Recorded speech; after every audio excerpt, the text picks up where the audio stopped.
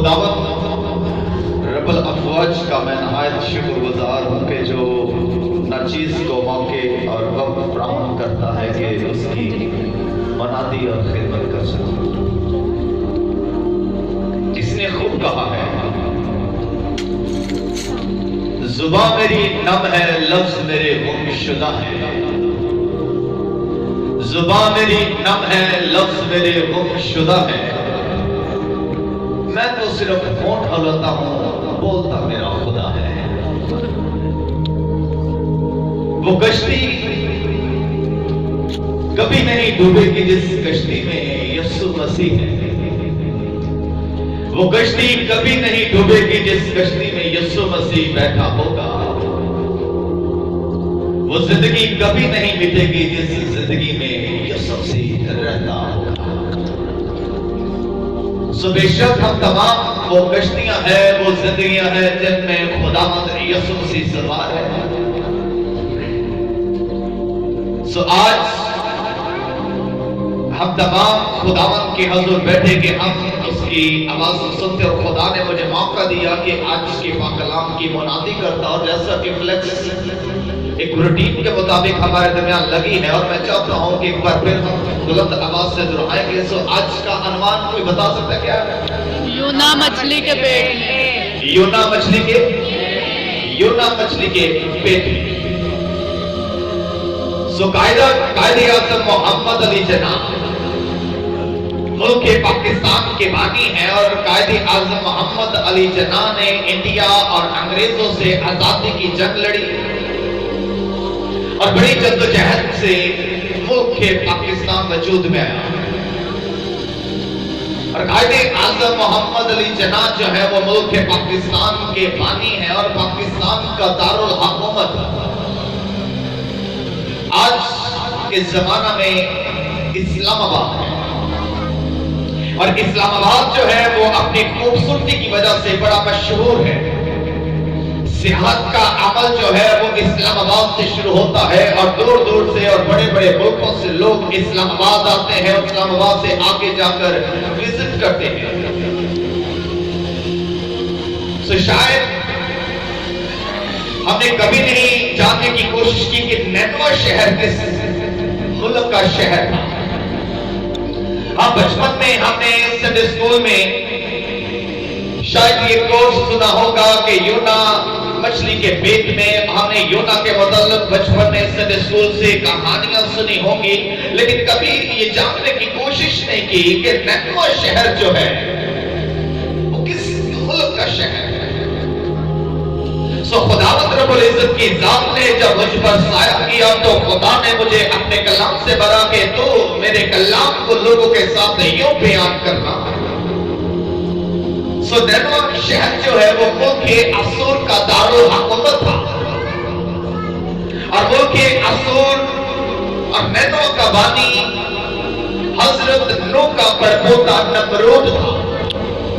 और हजरत नूह के बेटे परपोते नमरूद ने असूर और नैनवा पर बुनियाद रखी। सो बधाई 10वां वापस की 9वीं और 10वीं आयत में अगर हम जाएं तो वहां पर लिखा है, खुदावंद के सामने वो शिकारी सूरमा हुआ, इसलिए की मिसाल चली कि खुदावंद के सामने नमरूद सा सूरमा, और उसकी बादशाही की इब्तिदा मुल्क सन्नार में बादल, अदराक, आकाश और कायनात से हुई, और उसी मुल्क से निकलकर वो असूर में आया और नैनवा को। सो मुल्क असूर और नैनवा का जो बानी है वो हजरत नूह का परपोता नमरूद था। और आज के जमाना में और आज के नक्शा के मुताबिक अगर हम देखें, ये मुल्क असूर का नया नाम अराक है। और अराक जो है वो एशियाई मुल्कों के अंदर एक मुल्क पाया जाता है, और अराक के अंदर ही नैनवा शहर वाक़ू है। और आज के दौर में असूर जो है वो अराक के मुल्क में पहचाना जाता है। लेकिन सवाल ये है कि यूना नबी क्यों खुदावंद के हजूर से भागा, और खुदावंद रब्बुल इज्जत ने यूना से कहा कि तू नैनवा को जा, और नैनवा में जाकर तू मुनादी कर। यूना जिसका मतलब है कुमरी, फाख्ता। और योना नबी जो है ये अंबियाए असगर है, इसका शुमार छोटे नबियों में किया जाता है। और ये जो योना जो है छोटे से गांव जात होफर का रहने वाला था। और जात होफर जो है वो यीशु के गांव नासरत से सिर्फ 2.5 किलोमीटर दूर था। योना छोटे से गांव जात होफर का था। जात होफर 2.5 किलोमीटर दूर था यीशु के गांव से। और यीशु नासरत में प्रवेश पाता था। सो योना नबी के बारे में अगर तारीख में जाए तो योना नबी के बारे में लिखा है कि ये योना अय्याश और बदकार बादशाह योरबाम के दौर में खिदमत करता था। और योना का असर स्वरूप जो था वो की और कौमी सतह पर फैला हुआ था। और योना नबी जो था इस कदर मशहूर था कि बड़े बड़े महलों में बड़े बड़े बादशाहों के सामने योना का जिक्र होता था। और योना काफी शख्सियत पहचान वाली था, इसकी शख्सियत काफी पहचान वाली थी। और तमाम सियासी और समाजी लीडर जो थे वो योना को जानते थे। और योना की बहुत ज्यादा बातचीत होती थी। और योना का बड़ा असर सलूक था मुल्की सतह पर। खुदा का कलाम योना बिन इम्ती पर नाज़िल हुआ। और जब खुदा का कलाम योना बिन इम्ती पर नाज़िल हुआ तो खुदा ने योना से कहा, योना उठ और असूर के बड़े शहर निनवे को जा और उनके खिलाफ मुनादी कर, क्योंकि उनकी शरारत जो है वो मेरे तक आ पहुंची है। तो खुदावत का कलाम योना पर नाज़िल हुआ और खुदा ने योना से कहा, योना उठ और जाकर बड़े शहर निनवे में उनके खिलाफ मुनादी कर, क्योंकि उनकी शरारत जो है वो मेरे तक आ पहुंची है। अगर बाइबल में लिखा है कि योना खुदावत के हुजूर से भागा और खुदावत ने कहा तुम निनवे को जा, मगर योना जो है वो याफा में गया। और याफा से जाकर उसने तरसीस याफा में बैठकर उसने याफा पर जाकर उसने तरसीस के जहाज को अपनाया। और लिखा है कि तरसीस के जहाज पर उसने किराया देकर अपनी टिकट ली। और आज के दौर में जो तरसीस है ये स्पेन का मुल्क है। और स्पेन का मुल्क चमक और सोने की वजह से पहचाना जाता है। स्पेन सोना चांदी और चमक के लिहाज से बहुत आला है। योना भागा स्पेन। खुदा ने कहा तुम निनवे को जा, इराक में जा, लेकिन योना गया स्पेन की तरफ। सो मालूम के साथ के आज के जमाना में एवेंजलिस्ट पासवानों का भी यही है। खुदा कहता है कि वहां पर जा जहां पर कोई नहीं जाता, वहां पर जा जहां पर कोई चर्च नहीं डालता, वहां पर जा जहां पर लोग मेरे कलाम के भूखे और प्यासे हैं। और एवेंजलिस्ट और पासवान वहां पर घूम कर आते हैं जहां पर 9-10 पहले से ही चर्चेस हो, वहां पर ही घूम कर आते हैं जहां पर पहले से ही 5-6 चर्चेस के अंदर खुदा के खादरिन है। खुदा कहता है कि वहां पर जा जहां पर मुझे जरूरत है कि मेरे लोगों तक तेरा कलाम पहुंचे। मगर आज के एवेंजलिस्ट और पासवान घूम कर आते हैं वहां पर जहां पर और ज्यादा चर्चेस हैं, क्योंकि वहां पर तो मुनादी का काम होता है। लेकिन ऐसी जगहों पर खुदा चाहता है जो निनवे की तरह है। मगर घूम के हम स्पेन में आते हैं, शराब की तरफ आते हैं, पैसे की तरफ आते हैं। लेकिन बाइबल मुकद्दस में जब योना को खुदा ने हुक्म दिया कि तू निनवे को जा और जाकर वहां पर मुनादी कर, क्योंकि उनकी शरारत जो है वो मेरे तक आ पहुंची है। सो बाइबल मुकद्दस बयान करती है कि निनवे की शरारत की वजह से योना भाग गया। योना ने वहां पर जाना पसंद नहीं किया। सो बाइबल मुकद्दस के मुताबिक अगर हम नाहूम की किताब देखें तो नाहूम की किताब के अंदर निनवे की शरारत का बयान किया गया है। और नाहूम 3 बाब पर इसकी पहली आयत से निनवे की शरारत का बयान यूं लिखा गया है, खून रेज़ शहर पर अफसोस, वो झूठ और लूट से बिल्कुल भरा है, वो लूट से बिल्कुल बाज नहीं आता।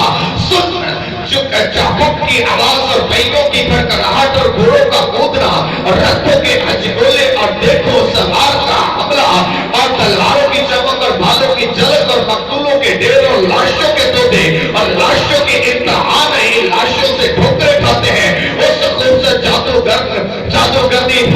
की बदकारी की कसरत का नतीजा है। और खुदावंद कहता है मैं तेरे मुखालिफ हूं, पर जो कोई मुझ पर निगाह करेगा वो कहेगा निकम्मा वीरान हुआ। अब खुदा ने यूना से कहा तो नैनवा को जाओ, क्योंकि उनकी शरारत जो है वो मेरे तक पहुंची है। उनकी शरारत क्या थी कि वहां पर खून रेजियां थी, वहां पर कत्लो गारत था, वहां पर झूठे से झूठे लोग बसते थे, वहां पर लूटमारी चल रही थी, वहां पर फहाशी थी, वहां पर बदकारी थी, वहां पर जादूगिरी थी, वहां पर जादूगिरी से घरों को तोड़ा जा रहा था। और ऐसी बदकारी के अंदर खुदा यूना से कहता है कि तू वहां पर जा और जाकर मेरी मुनादी कर और उनको बता कि तुम्हारी फहाशत, तुम्हारी जादूगरी, तुम्हारी बदकारी और तुम्हारे बुरे अमाल जो है वो मेरे तक आ पहुंचे हैं। और इससे पहले कि मैं गजब में नाक हो जाऊं, इससे पहले कि मैं तुम्हें बर्बाद कर दूं, इससे पहले कि मैं तुम्हें तबाह कर दूं, इससे पहले कि मैं अपने गजब में आपको तुम्हें हलाकत के सामने बर्बादी का सबब बना दूं, तो अपनी इस हरकत से बाज आ जाओ। मगर यूना तरसीस को भागा, और जब यूना तरसीस को भागा तो बाइबल में लिखा है कि तरसीस के जहाज में ये बैठा था, और जैसे ही तरसीस का जहाज किनारे से चला, जहाज अभी थोड़ी ही दूर गया था, जिस कश्ती के अंदर जिस जहाज में यूना बैठा था थोड़ी ही दूर अभी गया था, तो बाइबल बयान करती है कि एक बड़ा तूफान आया और समुद्र का पानी बड़ी बड़ी लहरों में उठा, और कश्ती जो थी वो पानी के ऊपर डगमगा रही थी। कश्ती जो है वो पानी के ऊपर लहरों के बीच में आती थी। उस कश्ती में यूना के अलावा और बहुत सारे लोग मौजूद थे, और सब जब खतरे में आ गए तो तमाम ने अपने अपने देवता को याद किया, तमाम ने अपने अपने देवता की इबादत और पूजा कोशिश की, और सब ने कहा कि हो सकता है कि हमारा देवता हमें बचावे, हमारा देवता आकर हमारी कश्ती को महफूज कर ले, हो सकता है हमारा देवता आकर इन बड़ी बड़ी लहरों को थमा दे। मगर लिखा है कि जनाबे यूना जो है वो कश्ती के अंदर सो रहा है। सबने जाकर यूना को जगाया और कहा कि तू भी उठ और अपने देवता को याद कर, हो सकता है कि तेरा देवता ही हमें इस बड़ी बड़ी लहरों से और धमधमाती कश्ती में से बचा सके। और जब यूना को उठाया गया और यूना उठा, यूना ने देखा कि कश्ती जो है वो पानी पर डगमगा रही है और बड़ी बड़ी लहरें जो है वो कश्ती से टकरा रही है। यूना वहां पर देखकर हैरान हुआ, और तब वहां पर तमाम लोगों ने कहा कि आओ हम आपस में कुर्रा डाले, हम आओ आपस में देखें तो सही ये बला, ये मुसीबत किसके सबब से है। और जब उन्होंने कुर्रा डाला तो उस कुर्रा में से यूना का नाम निकला। जब यूना का नाम निकला तो उन्होंने पूछा कि बताओ तो कौन है, तो कब से है और कहां से है। तब यूना कहता है कि मैं मर्द खुदा हूं, मैं इब्रानियों का इब्रानी हूं, ये मुसीबत मेरे सबब से है, ये लहरें बुलंद होती है मेरी वजह से, ये कश्ती डगमगाती है मेरी वजह से, मेरे सबब से तुम पर तबाही आन पड़ी है। अब तुम ऐसा करो कि मुझे उठाकर इस समंदर के अंदर डाल दो। अब ऐसा करो कि मेरी परवाह न करो, मुझे उठाओ और मुझे कश्ती में से बाहर फेंक दो। अब उधर देखे अगर लूका की किताब में जाए तो लूका की किताब में लिखा है कि खुदावंद यीशु मसीह ने अपने शागिर्दों से कहा आओ पार चले। लिखा है कि खुदावंद यीशु मसीह ने अपने शागिर्दों से कहा आओ पार चले, आओ पार चले। और जैसे ही आप अपने हवारियों के साथ कश्ती पर बैठे तो कश्ती पर बैठते ही आपने पिछली गद्दी पर लेटकर सोना पसंद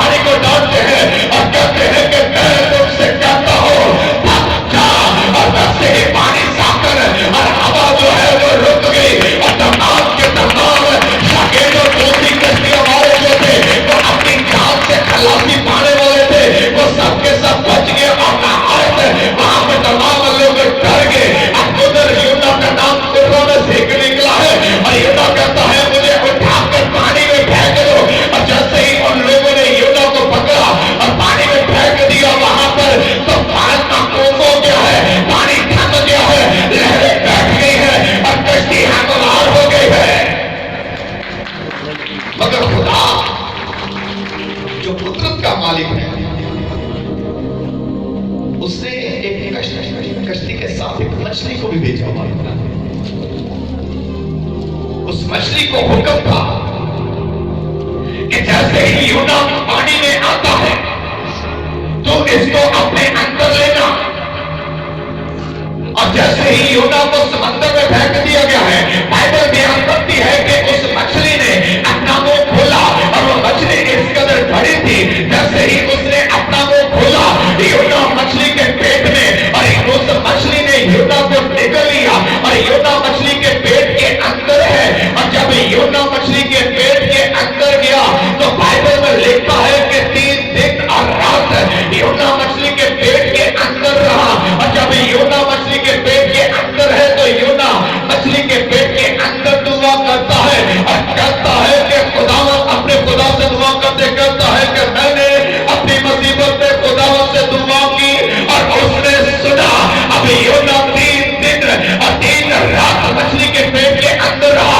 उधर मत्ती की अंजील में जाए तो खुदावंद यीशु मसीह ने तमाम बाकी अपने के दरमियान खड़े होकर कहा कि जैसे यूना मछली के पेट के अंदर 3 दिन और 3 रातें रहा, जरूर है कि इब्ने आदम भी कब्र के अंदर 3 दिन और 3 रात रहेगा। और जैसे ही खुदा ने मछली को हुक्म दिया कि भी अब यूना को अपने अंदर से निकाल, क्योंकि ये जान चुका है कि मैं खुदा ने इसे हुक्म दिया था कि निनवे को जा।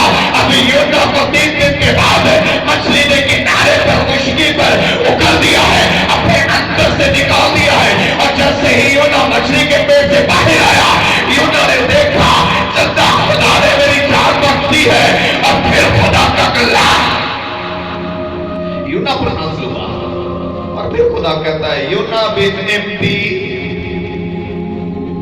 यूना बिन एम्प्टी, क्या तू निनवे जाएगा? यूना कहता है हाँ खुदा मैं जाऊंगा।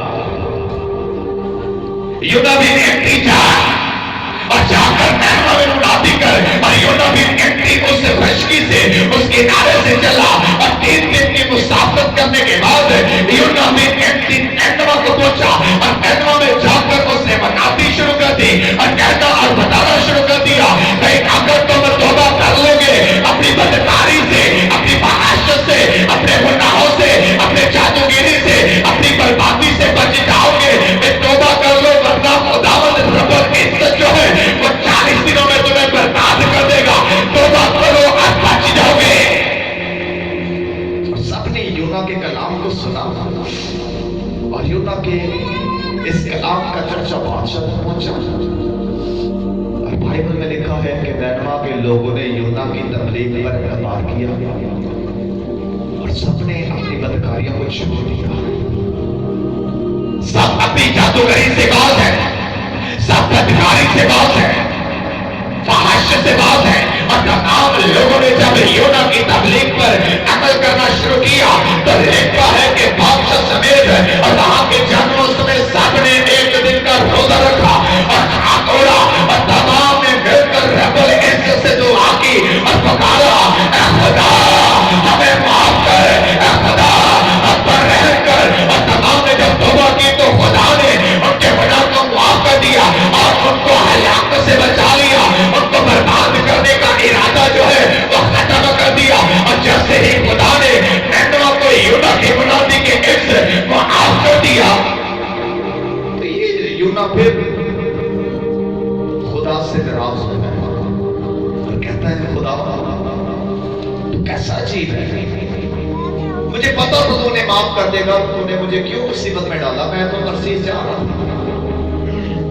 नाराज हो गया खुदा से और खुदा को कहता है खुदा मना मेरी जान ले ले, मुझे मार दे, मुझे हलाक कर दे, मैं जीना नहीं चाहता, मैं बर्बादी से गुजर कर यहाँ तक आया हूँ और तूने इनको मुआफ कर दिया है। और अगर तूने इनको मुआफ नहीं करना था तो मुझे मुसीबत में क्यों डाला, मुझे तरसीस से यहाँ पर क्यों लेकर आया, मुझे असियत में क्यों डाला। अब तूने इनको मुआफ कर दिया है, अब मेरी जान ले ले, मुझे मार दे, मुझे खत्म कर दे, मैं जीना नहीं चाहता। क्योंकि हलाकत और बर्बादी देखने के बाद भी तूने इनको मुआफ कर दिया, ये क्या अजीब मामला है। खुदा उसके सुनता रहा और लिखा है कि यूना निनवे से बाहर गया और एक जगह पर इसने छप्पर लगाकर लेटा आराम किया। तो उसके सोते सोते खुदा ने अजीब काम किया। लिखा है कि खुदा ने जैसे ये छप्पर लगाकर लेटा, उसके साए में लेटा करनी थी, तो खुदा ने इसके सोते सोते कद्दू की अबेल उगाई, और कद्दू की अबेल इस कदर खुदा ने उगाई तो उसे फैलाया कि उसका छांव, उसकी ठंडी छांव जब इसे मिली तो ये बड़ा खुश हुआ, इसको सुकून मिला। और देखते देखते जैसे ही इसको सुकून मिला, वो कद्दू की बेल सूख गई और ये पेड़ उठा और उठकर चलाता है और कहता है, ऐ खुदा मुझे मार दे, मुझे बर्बाद कर दे, मुझे खत्म कर दे, मैं जीना नहीं चाहता। तूने इस कद्दू की अबेल को भी सिखा दिया। और खुदा कहता है, देख ये कद्दू की अबेल ना तो तूने उगाई है, ना तूने इसे बीज लगाया, ना पानी दिया, ये तो मैंने उगाई, मैंने खिलाया, और तुझे गुस्सा आता है। और खुदा मालिक को तमाम जमीन का, तमाम बड़े इंसान का और नैनवा के लोग की मेरे इख्तियार में है, और मैंने अपने लोगों को बचाया है।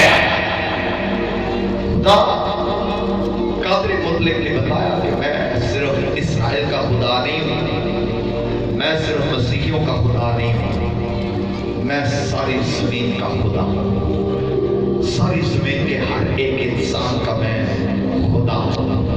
और खुदावंद ने ज़ाहिर किया कि मैं हाकिम आला हूं, खुदावंद ने ज़ाहिर किया कि मैं बचावन हार हूं, खुदावंद ने ज़ाहिर किया कि मैं सादिकल कौल हूं, खुदावंद ने ज़ाहिर किया कि मैं रहीम और करीम हूं। जब उसने मछली को हुक्म दिया और मछली खुदा के हुक्म के मुताबिक कश्ती के साथ साथ चली और यूना को अपने अंदर निगल लिया और यूना को अपने अंदर से बाहर फेंक दिया, तो खुदा ने ज़ाहिर किया मैं हाकिम आला हूं। अच्छा, मैं हुक्म करता हूं तो जमीन का जर्रा जर्रा में मेरे हुक्म की तकमील करता है। और जब खुदा ने उस बड़ी बड़ी लहरों के बावजूद कश्ती को बर्बाद और हलाक न होने दिया, तो खुदा ने ज़ाहिर किया कि मैं बचावनहार हूं। और जब खुदा ने बताया कि तू नैनवा को जा, खुदा उसे नैनवा में लेकर आया, तो खुदा ने ज़ाहिर किया कि मैं सादिकल कौल हूं और मैं कलाम करता हूं, मेरे कलाम में सदाकत पाई जाती है। और जब खुदा ने नैनवा के लोगों को माफ कर दिया, तो खुदा ने ज़ाहिर किया कि मैं रहीम और करीम भी हूं। अगर कोई आकर सच्चे दिल से अपने गुनाहों की तौबा करता और मुझसे माफी मांगता है, तो मैं उसके गुनाहों को माफ करता, क्योंकि मैं रहीम और करीम, सादिकल कौल, बचावनहार और हाकिम आला हूं। और खुदा ने बता दिया कि मैं पूरी दुनिया का खुदा हूं। और नैनवा की तरह आज खुदा यही चाहता है कि हम भी अपने उस अमल से बाज आए जिसके सबसे हलाकत और तबाही हम पर आ सकती है। सो आइए हम तमाम अपने अंदर उस अमल को ढूंढें जिस वक्त से हलाकत और तबाही और तमाम तरह की मुश्किलें मुसीबतें हम पर आती हैं। उसने ज़ाहिर कर दिया है कि मैं हाकिम आला हूं, उसने ज़ाहिर कर दिया कि मैं बचावनहार हूं, उसने ज़ाहिर कर दिया कि मैं सादिकल कौल हूं, उसने ज़ाहिर कर दिया कि मैं रहीम और करीम हूं। आज मौका है कि हम नैनवा के लोगों की तरह इकरार करें, अपने अपने गुनाहों को मानें, तो खुदा का रूह यहाँ पर मौजूद है। Praise hallelujah. तो हमारी नजासत हमसे दूर करने की कुव्वत लिए यहाँ पर मौजूद है। Praise hallelujah. नैनवा के लोगों की तरह हम अपने आप को खुदावंद के हज़ूर रखें। ऐ बाप,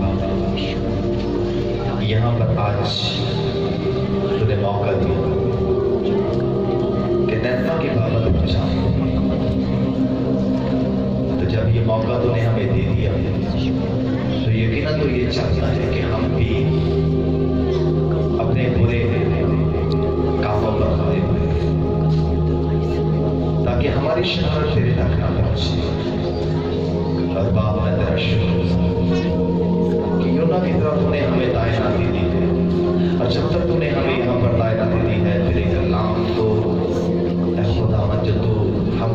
हासिल करता है, इस तरह उसकी बनाती करते रहे, मिलाते रहे।